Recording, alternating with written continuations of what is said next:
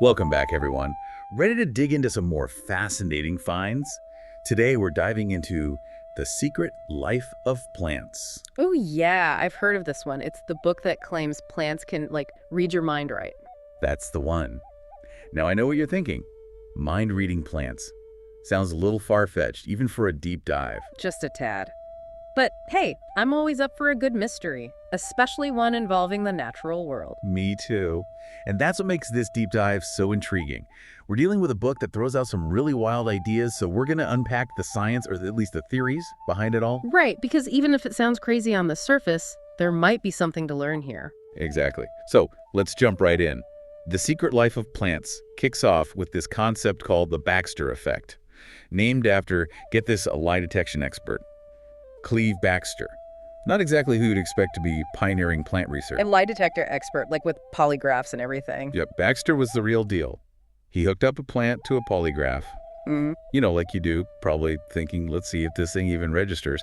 But what he found would change the way he saw the world, and maybe how we see it too. What did he find? Did the plant, spike on the polygraph when he told a lie? Not exactly, but kind of. He noticed these reactions on the polygraph when the plants were threatened, like if you pretend to burn a leaf, and even when he just thought about harming them. Whoa, seriously, just from thinking about it. Apparently. And it's not like these were just tiny blips on the screen either. Some reactions were so strong that it was almost as if the plant was, shocked. No way. So they were really picking up on his intentions, even if he wasn't physically doing anything. That's what Baxter concluded. And get this, he even tried to block any potential electromagnetic interference using Faraday cages and lead, but the reactions kept happening. So it wasn't like some stray electrical signal messing with the polygraph. Nope. Whatever was going on, it completely defied any conventional explanation. That's wild. It really makes you wonder if there's some form of energy exchange happening that we don't fully understand yet. Right. And if plants are this sensitive to our thoughts and intentions, what does that mean for how we interact with them, with nature in general? Whoa. Yeah. It kind of makes you rethink that whole stop and smell the roses thing, doesn't it? Like maybe they're smelling us back. Maybe they are. But, Baxter's work, as groundbreaking as it was, definitely raised some eyebrows in the scientific community. Some people thought it was too out there, too unbelievable. I can imagine. But Baxter wasn't the only one who was exploring this idea of plant communication. You're right. Across the globe, another researcher was taking a totally different approach to understanding plants, one that could potentially give them a voice. Wait, give plants a voice. Okay, now you've told me more about this. Oh, we're getting there.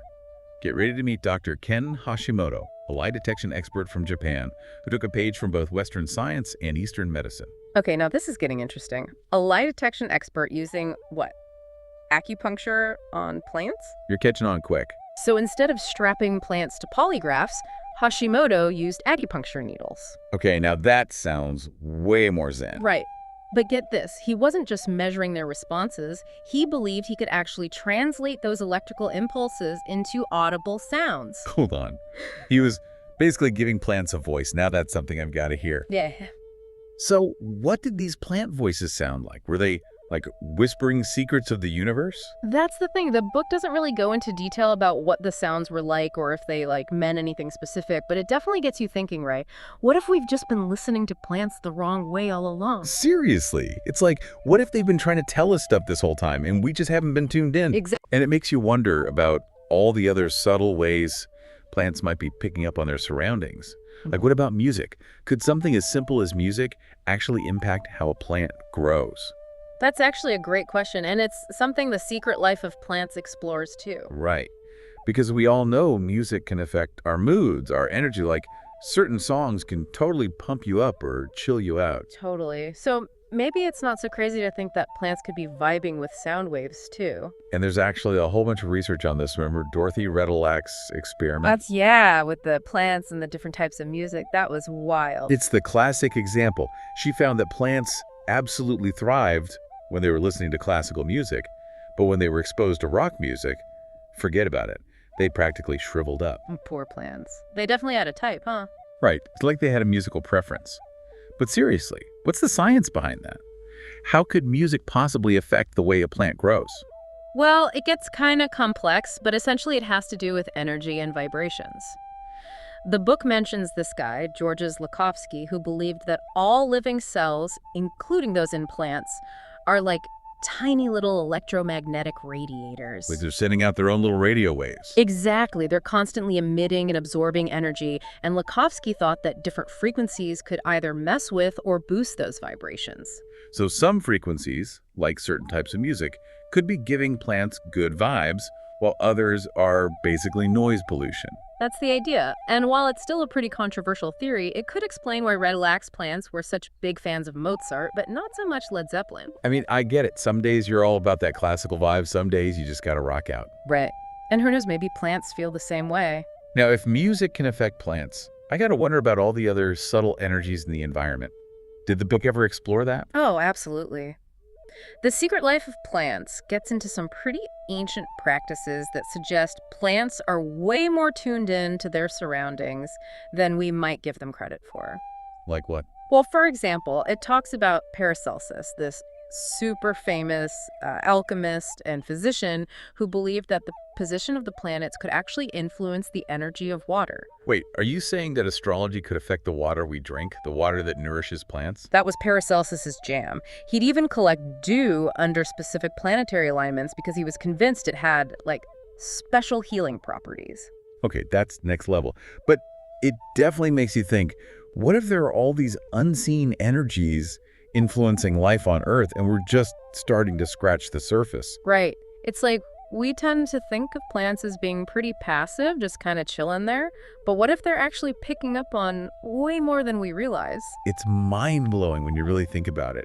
And if plants can be affected by things like planetary alignments and music, what about our thoughts? Could our own intentions and beliefs actually impact the way plants grow? That's the million-dollar question, right?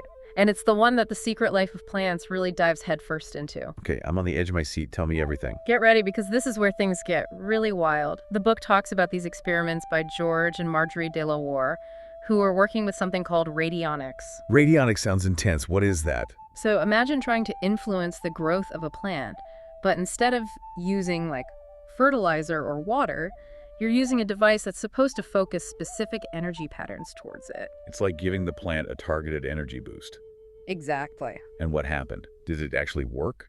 Were they able to make plants grow better with these energy fields? Well, that's where things get really interesting. They noticed that it wasn't so much the radionic devices themselves that seemed to make a difference, but the thoughts and intentions of the people running the experiments. Are you serious? You mean the power of belief? Just thinking a certain way could actually impact the physical world? That's what their research suggested. And The Secret Life of Plants connects this to other research that hints at the power of intention, like the work of Bernard Grad. Oh yeah, I've heard of him. He studied healers, right? People who could supposedly channel healing energy with their hands. Yep. And Grad found that these healers could actually speed up the growth of plants just by holding their hands over them. No way. Seriously. And then there's the famous Finehorn Garden in Scotland, which is this incredibly lush and abundant garden that people credit to the gardener's deep connection with nature. They believe they were actually communicating with nature spirits. Nature spirits, huh? I'm sensing a theme here. Plants seem to be pretty receptive to, let's just say, unconventional forms of communication. But it's one thing to say that our intentions can influence plants, but what about all the other stuff happening around us? I mean, the world is a noisy, chaotic place. How could our little thoughts possibly compete with all that? Right. It's like trying to have a whisper conversation at a rock concert. Good luck with that. But maybe it's not so much about the volume of our thoughts, but more about the quality, maybe it's when we can really tune in, really connect on a deeper level that our intentions start to have an effect. So it's less about shouting our desires at the universe and more about cultivating a quiet, focused intention. Exactly. And The Secret Life of Plants touches on this idea through the work of some pretty remarkable researchers who are really pushing the boundaries of what we thought we knew about plants. Yeah, like Jagadish Chandra Bose. I'd never heard of him before reading this book, but his research is incredible. He built all these crazy sensitive instruments to measure plant responses. Oh, I love that guy. Talk about ahead of his time.